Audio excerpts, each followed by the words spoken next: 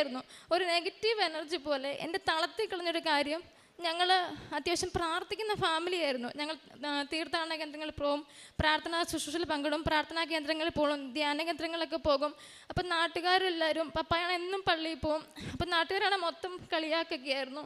എന്നും പള്ളിയിൽ പോയിട്ട് നിങ്ങൾക്ക് എന്ത് കിട്ടി എന്താന്നൊക്കെ ഒരു രീതിയിലായിരുന്നു ഞങ്ങളോടുള്ള പുച്ഛം. അപ്പം ഞാൻ സാക്ഷ്യം പറഞ്ഞാൽ എൻ്റെ നാട്ടുകാരറിയല്ലേ, എൻ്റെ രോഗത്തെക്കുറിച്ച് അറിയല്ലേ, എനിക്കിങ്ങനെ വന്നത് അറിയല്ലേ എന്നുള്ളൊരു മാനസികാവസ്ഥയാണ് ഞാൻ സാക്ഷ്യം പറയണ്ട, ഇപ്പം പറയണ്ടെന്ന് വെച്ച് തന്നെ ഇരുന്നു. ഞാൻ സാക്ഷ്യം പറഞ്ഞില്ല.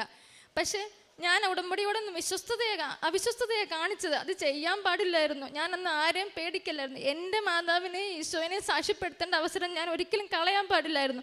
ഞാനിവിടെ സാക്ഷ്യം പറയേണ്ടതെന്ന് എനിക്ക് പിന്നീടാണ് മനസ്സിലായത്.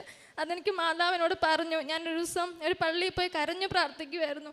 ഈശോയെ സൗഖ്യപ്പെടുത്തി. ഞാൻ സാക്ഷ്യം പറഞ്ഞില്ല, എന്നോട് ക്ഷമിക്കണമെന്ന് ഞാൻ പറഞ്ഞു. പക്ഷേ ആ ഏറ്റുപറച്ചിൽ കുറച്ച് വൈകിപ്പോയി. അതിന് മുന്നേ എനിക്ക് ഈ അസുഖം പിന്നീട് തിരിച്ചു വന്നു. അതുപോലെ തന്നെ വേദനയോടുകൂടെ തന്നെ തിരിച്ചു വന്നു. എനിക്ക് പിന്നീട് അച്ഛൻ്റെ ക്ലാസ്സിൽ മനസ്സിലായി. അച്ഛൻ ഒരു ദിവസം ക്ലാസ്സിൽ പറഞ്ഞു, നമ്മൾ ഉടമ്പടി നമുക്ക് പാകപ്പിഴകൾ വരും, പല